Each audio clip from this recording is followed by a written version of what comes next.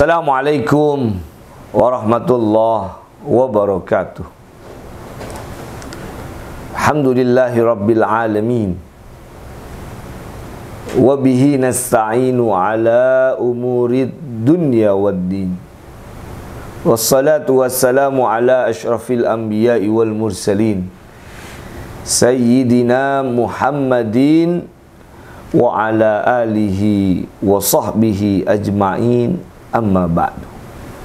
Sahabat Al-Burdah, semoga kita semua selalu dijaga dan dilindungi oleh Allah Subhanahu wa ta'ala. Amin ya rabbal alamin.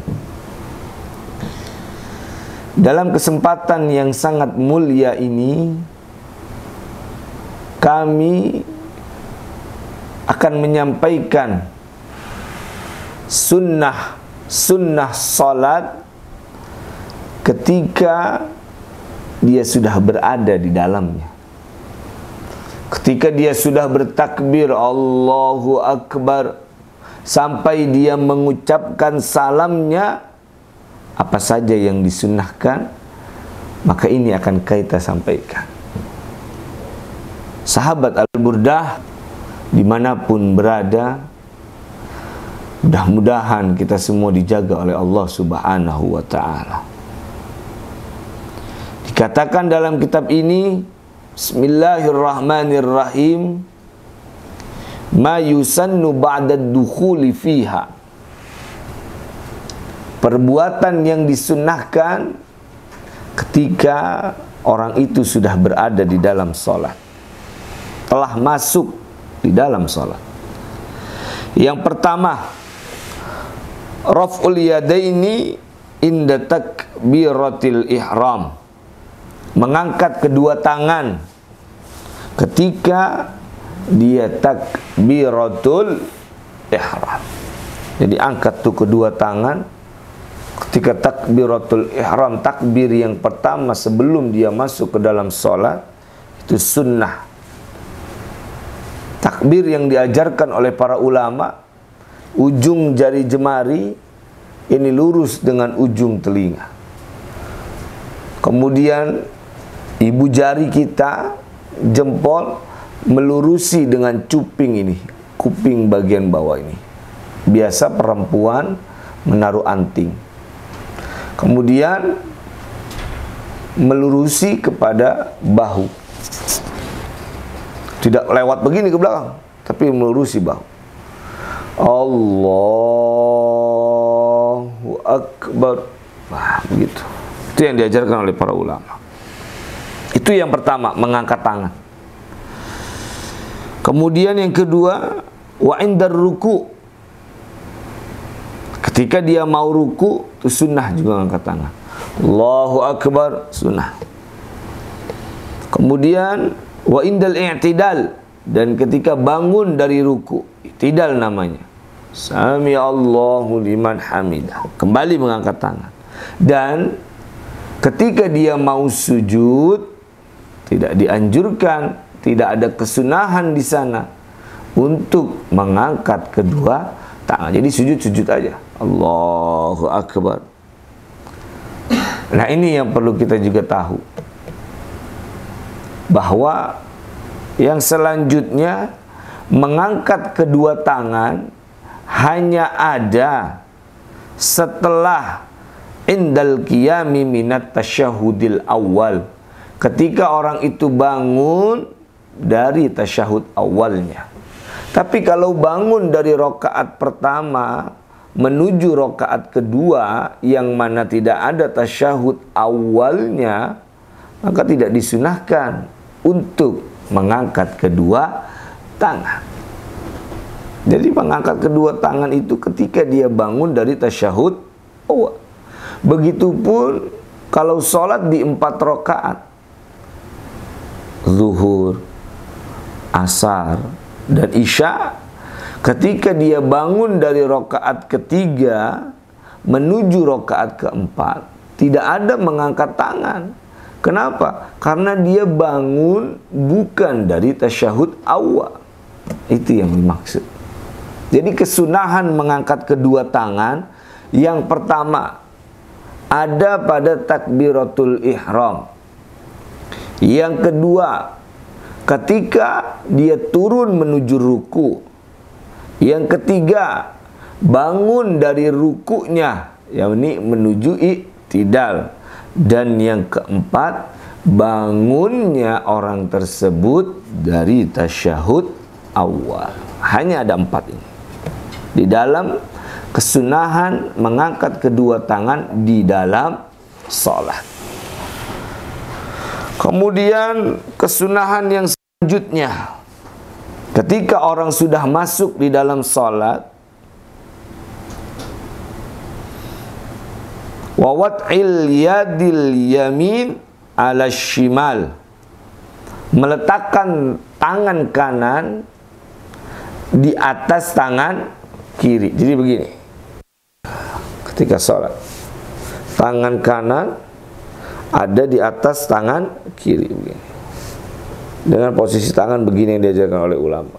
Dikeluarkan 2 jarinya. Ya Allah, melurusi. Allahu Akbar. Ini. Ya. Sunnah meletakkan tangan kanan ini ada di atasnya tangan kiri. Allahu Akbar. Ya. Itu yang diajarkan oleh ulama. Dan sunahkan juga meletakkan kedua tangan tahta sadri, di bawah dada. Allahu Akbar, berarti di bawah dada. Di bawah dada, di atas pusar. Itu yang diajarkan di dalam kitab ini, yakni kitab At-Tadhkiratul Hadramiyah Fima yajibu 'alan nisa minal umurid diniyah. Meletakkan kedua tangan, yang mana kiri ada di bawah, kanan ada di atas, meletakkan di bawah dada, di atas pusar. Itu caranya. Di Allahu Akbar itu. Itu yang diajarkan. Kemudian wa du'aul iftitah, atau dibaca wa du'ail iftitah. Membaca doa iftitah. Setelah dia bertakbir, sebelum dia membaca Fatihah dan membaca ta'awudz, maka dia baca doa iftitah. Allahu Akbar kabira walhamdulillahi katsira subhanallahi bukratan wa asila wajjahtu wajhiya lilladzi fataras samawati wal ard hanifan musliman wa ma ana minal musyrikin. Hati-hati, jangan sampai terbalik. Ini harus wa ma ana minal musyrikin. Aku bukanlah kelompok dari orang musyrik.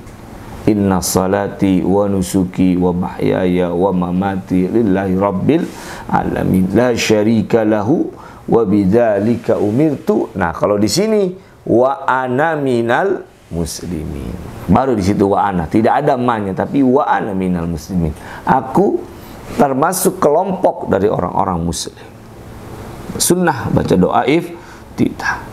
Kemudian at-ta'awudz, setelah selesai iftitah, sebelum kita membaca Fatihah yang diawali dengan Bismillahirrahmanirrahim, maka baca ta'awudz. A'udzubillah, dengan bacanya dengan cara lirih. A'udzubillahi minasyaitonirrajim.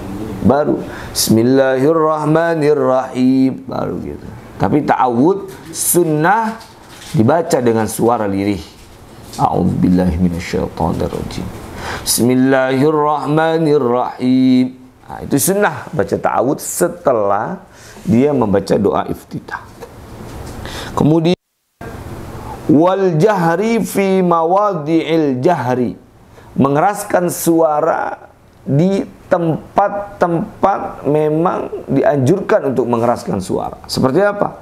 Salat maghribnya, salat isyaknya, dan salat subuhnya.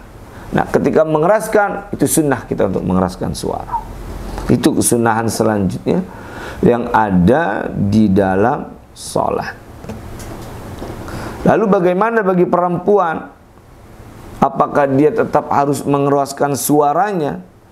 Maka dikatakan di dalam kitab ini, jika di hadapan seorang perempuan ada lelaki yang bukan mahram dengan dirinya, maka janganlah mengeraskan suaranya. Wala tajhar, jangan diangkat suaranya, walaupun itu salat maghrib, isya, ataupun subuhnya. Ketika di depannya ada yang bukan mahram, orang lain, maka jangan mengeraskan suaranya. Dan ketika tidak ada mahramnya, ya, maka mengeraskannya suara si perempuan harus lebih rendah daripada suara kerasnya seorang laki-laki. Ini begitu, sahabat Al-Burdah yang dimuliakan Allah Subhanahu wa ta'ala. Paham ini? Harus paham ya. Harus paham. Jadi begitu kalau perempuan caranya. Kalau di hadapannya atau di dekatnya atau di sekitarnya ada lelaki yang bukan mahram dengannya, jangan dikerasin suaranya. Walaupun ya itu sholat memang harus keras, sunnah harus keras. Nah kalau misalkan nggak ada, harus lebih rendah dari suaranya laki-laki. Begitu. Paham ini kaum wanita? Harus paham. Kita belajar pelan-pelan, belajar bersama-sama. Kemudian kesunahan yang selanjutnya adalah wal israr fi maudhi'ihi, melirihkan suara di tempatnya lirih. Apa saja? Zuhur, ya, asar. Ini lirih nih, jangan dikencengin. Ya. Jangan sok beda. Jangan sok beda. Jangan, nggak boleh. Ketika takbir Allahu Akbar zuhur, tahu bismillahirrahmanirrahim. Nah, jangan. Ya, jangan. Karena sunnah wal israru fi maudhi'ihi, melirihkan, memelankan suara di tempatnya lirih. Apa? Ya seperti sholat zuhur dan sholat asar. Yang terakhir yang akan kita bahas dalam pertemuan ini, nanti akan dilanjutkan kembali dalam pertemuan selanjutnya, wat ta'min, dan membaca amin. Itu sunnah. Nah, hanya di dalam bacaan amin antara makmum dengan imam ini boleh bareng. Selebih dari amin jangan bareng. Tapi harus imam sempurnanya, imam selesai dalam gerakan sholatnya, baru makmum nyusulin imam. Nah, kecuali amin ini berbarengan antara imam dan makmum. Waladdallin Rabbi firli amin. Nah, ini berbarengan antara imam dan makmum.